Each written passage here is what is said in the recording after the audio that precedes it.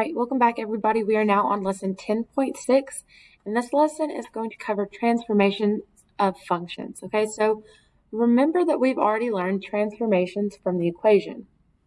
So we can look at the functions and determine what has changed based off of that. So remember that we have vertical translations. This is a vertical shift up or a vertical shift down. We have horizontal translations where they can be a horizontal shift left or a horizontal shift right. We have our vertical stretch or a vertical compression. This is based on the slope. And we have a vertical reflection. Okay, and let's remind ourselves of all of these things. So your variable A, okay, this is the number that comes before your slope, or is your slope pretty much. I don't know why I said becomes your slope. So all of these values for A, which here they just replace those with ones, are our values for A. So remember that our values for A can do two things. It can make a reflection. So if we went from positive to negative, it will become a vertical reflection. So if we started out A, became negative A, we have a vertical reflection. Okay, but A's can also determine a stretch or compression. So if our slope is greater than 1, it is a stretch. And if it is less than 1, or between 0 and 1, it is a vertical compression. Okay, so if it becomes smaller, it is compressed. If it becomes greater, it is a stretch. All right, and then we have our groupings that take place within the function. So that could be x minus 0, the absolute value, or the square root of x minus 0. Okay, so all of these are considered grouping, even that x up there. And these determine our translations. So if it is positive, h will shift left. Okay, so remember that horizontal translations are opposite. So positive, you would traditionally think right, but when we're dealing with horizontal translations, if the h is positive, okay, if this h was positive, it is a horizontal shift left by however many numbers h is.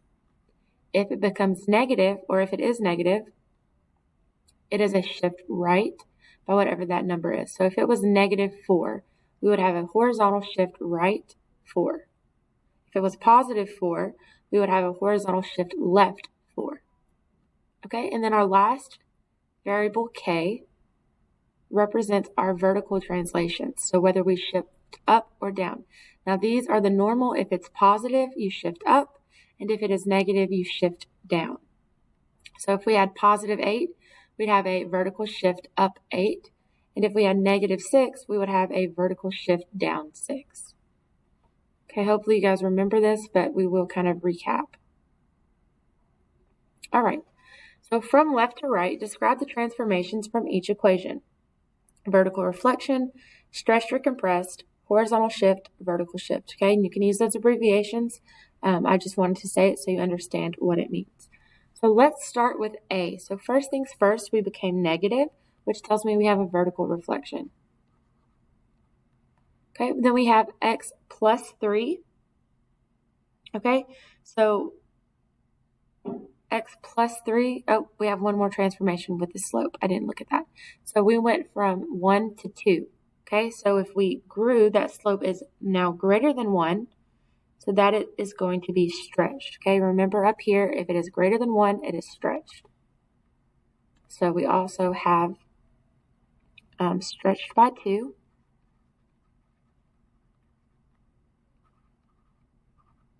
All right, now we can look at that 3. So we have a positive 3, and remember that this dictates our horizontal shifts. So a positive is a shift left. So we have a horizontal shift left, and by the number, so horizontal shift left 3. Okay, and the next one we have the absolute value of x minus 4 plus 2. Okay, so there's no number in front of this x, meaning we don't have a vertical reflection or any sort of stretch or compression. Negative 4. Okay, remember this is our value, our grouping right here, and that determines our horizontal. So negative 4 is going to go to the right, horizontal shift right, 4. Remember, horizontal shifts are opposite. Then we have plus 2. This is our vertical shift. So if it's plus 2, it is vertical shift up 2. Right? We have 7/3 x. Okay, so 7/3, they try to get you on these fractions, but remember that 7/3 is actually greater than 1. Okay, so 3/3 would be 1, 7/3 is bigger than 1. So we have a stretched by 7/3. Right, and we also have -5. Okay, remember that this is not part of a grouping. This is just -5. So this is going to determine our vertical shift. So -5 is going to go down 5. So we have a vertical shift down 5. Only if it's in a grouping is it a horizontal shift. Okay, so if it's in parentheses, absolute value, square root, those are the only times you're going to have a horizontal shift. Okay, then D, we have 3/5 times the absolute value of x plus 7 minus 5. Okay, so 3/5, this is our slope, this is our value for A, and that is going to be smaller than 1, so we are going to be compressed by 3/5. Okay, we also have a grouping, so plus 7 is a horizontal shift, and remember horizontal shifts are the opposite, so we're going to shift left 7. All right, and last we have -5. Okay, this is our vertical shift. So vertical shifts are the normal. So if we have -5, we have a vertical shift down 5.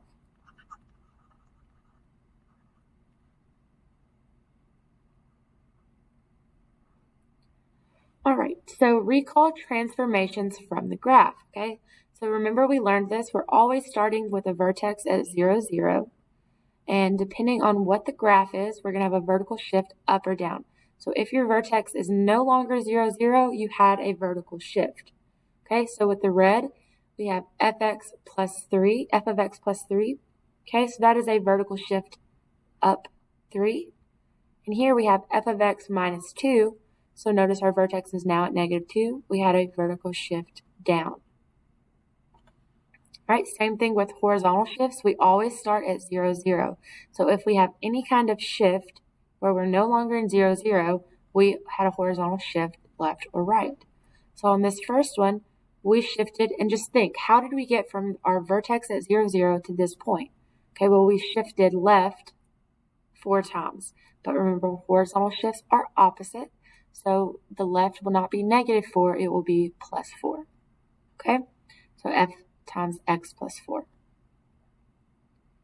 Same thing over here.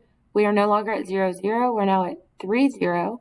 So we shifted 3 times, but instead of it being positive, because it is a horizontal shift, it is negative. So f times x minus 3. So just ask yourself, how did you get from 0, 0 to where you are now? All right. So the second page, we are dealing with vertical stretch or compression. Okay, this is our slope. So finding the value of A from the graph. From the vertex, move left or right 1 unit. Count up or down to the graph. Okay, so f of x equals x squared. Okay. Oh, 1 second.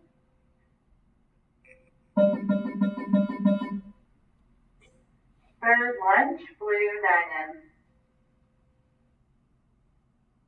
Okay, it looks like there's a little typo. This should be x squared.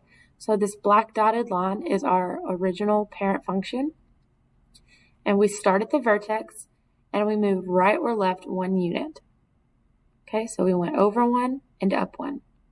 So right 1, up 1. So A equals 1, right? We know how to find slope, rise over run. Okay, then let's look at 3x squared. That is going to be this one right here in the red. So if we start at our vertex, we went over 1, and we have to go up 3. 1, 2, 3 to get to our next point. Okay, so right 1, up 3. So remember, slope is rise over run. So our rise was 3, our run was 1. So 3 over 1 is the same thing as 3. Right, and last we have 1/4 x squared.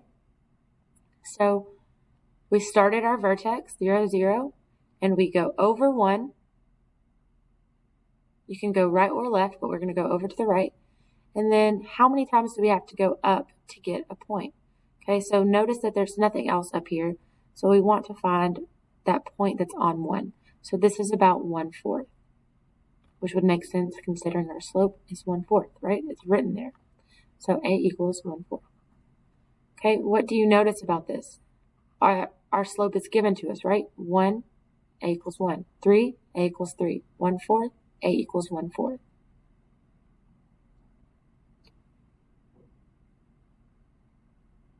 Right, let's talk about function notation for transformation, okay? And this is generalized for all functions. So we have negative f of x, that is a vertical reflection. Okay? AF times x and 3f times x, our slope changes, right? So if this is our parent function and this is what we're given now. A is always 1. So if it becomes 3, that is greater than 1, that is a stretch by 3. Right? Same thing here. If we become 1/2 f, that is still your slope, but it is smaller than 1, so we are compressed by 1/2, by whatever that number is. All right, f times x plus h, okay, this is our grouping. This is going to be a horizontal shift, right? So because it is positive 2, we are shifting to the left, okay? So this is a horizontal shift left 2. Okay, same thing down here, except it's negative. So if our value for h is -4, it is a horizontal shift, but it is to the right 4 times. Okay, so if we started with f of x plus k, and that k became a value for 3, remember k is our value for vertical shifts. So if we are positive 3, we are a vertical shift up 3. Right? Same thing here, except now it's negative. So if it is negative, if your value for k is negative, we have a vertical shift down 5.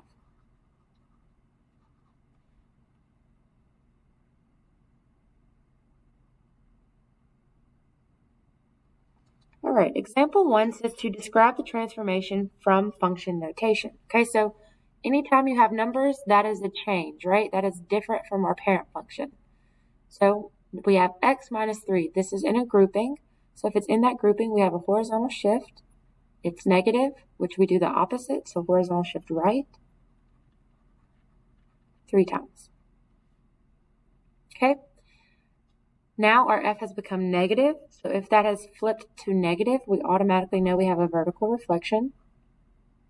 And then we also have plus 12. Okay, remember this is our value for k, our vertical shifts. So vertical shift up 12. All right, let's look at C. So we have a grouping where x plus 5 gives us a horizontal shift. The opposite would be left, so horizontal shift left 5. And we also have minus 2. This is still our value for k, so we have a vertical shift down 2.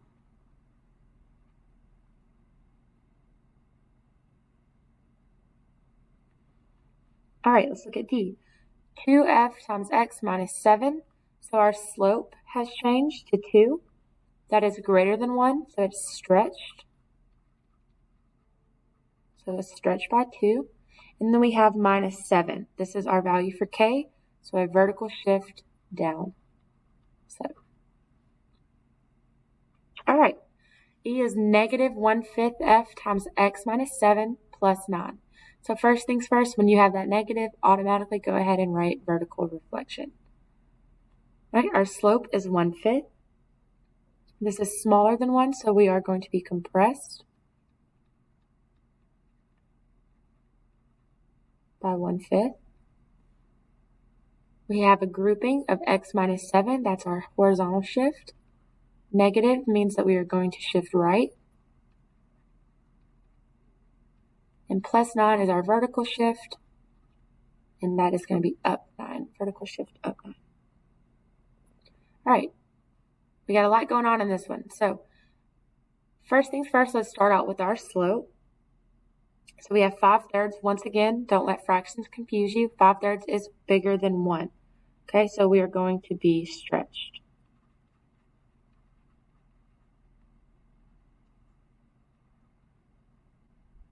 Right, we have a grouping, minus 1/3. This is our horizontal shift because it's in that grouping. Opposite of negative, so it's going to be right. Horizontal shift right, 1/3. Then we have negative 2/3, our value for K here. So that's our vertical shift.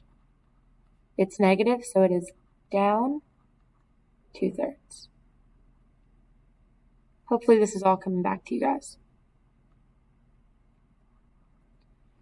All right, so example 2 wants us to write an equation for the parent function, f of x equals x squared, given the description of the transformation. So A, we have a horizontal shift left by 5 units. So we need to have a grouping, and if it's horizontal shift left, that's going to be positive. So we're going to have f of x equals x squared, right? So we started out as x squared, but we're shifting left, so it needs to be included in a grouping. So x plus 5 squared. Okay, remember that plus 5 is a shift left, so don't let that confuse you. B, we have a vertical shift down by 3 units. So we have f of x, we'll start with that. Vertical shift down would be negative 3 or minus 3. So f of x equals x squared, because it doesn't need to be part of a grouping, minus 3.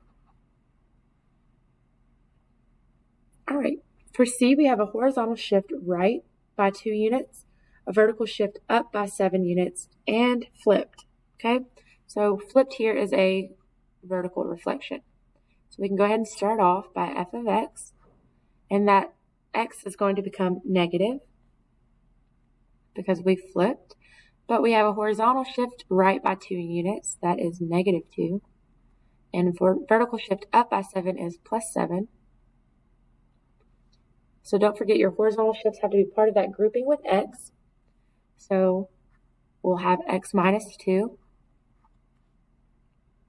squared, and then our vertical shift, plus 7. Right, in the last one, we have a vertical compression by 1/4, a vertical shift down by 1.5 units, and a horizontal shift left by 3.5 units. So a vertical compression just means our slope is now 1/4. A vertical shift down by 1.5 units is going to be minus 1.5. And a horizontal shift left is going to be positive 3.5. So now we can go ahead and write that. So f of x equals our slope of 1/4. Okay, but we have a horizontal shift that needs to be part of a grouping. So x plus 3.5 squared. And then our vertical shift is minus 1.5.